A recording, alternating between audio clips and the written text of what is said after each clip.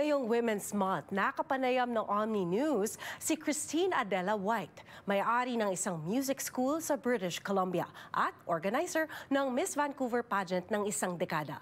Kilalanin natin siya at ang kanyang advokasya sa report na ito. 2006 nang unang sumabak sa beauty pageant si Christine Adela White, kung saan tinanghal siya bilang mutya ng Pilipinas Overseas Communities. Anya, ilang karanasan sa Pangasinan kung saan nagmula ang kanyang ina ang tumatak daw sa kanya noong bumisita sa lugar. It's very hard. My mom would tell me stories about, she would have to go out into the rice field to get rice even though it was stormy, otherwise they wouldn't be able to eat for weeks. Mula 2006, ilang pageants pa ang sinalihan ni White.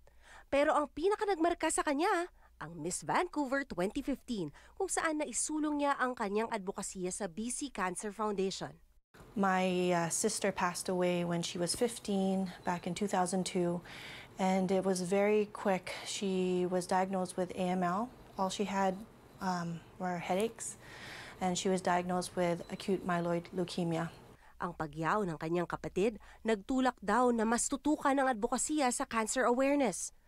Kasama ang kanyang ama, ilang beses daw silang nagbike mula Seattle hanggang Surrey sa British Columbia para ipalaganap ang impormasyon kaugnay sa sakit.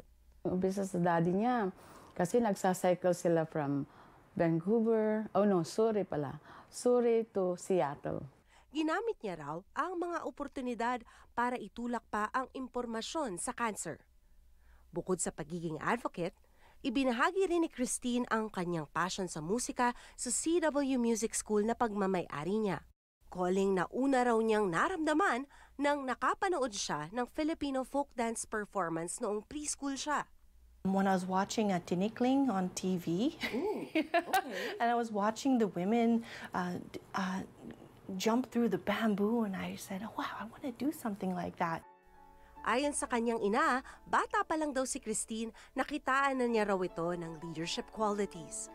Hindi raw niya pinilit si Christine kahit nung bata pa ito. Lagi lang daw niyang ginagabayan para matukoy ang passion sa buhay. Payo sa mga magulang, hayaan ang mga batang tukuyin kung ano ang mga layunin nila.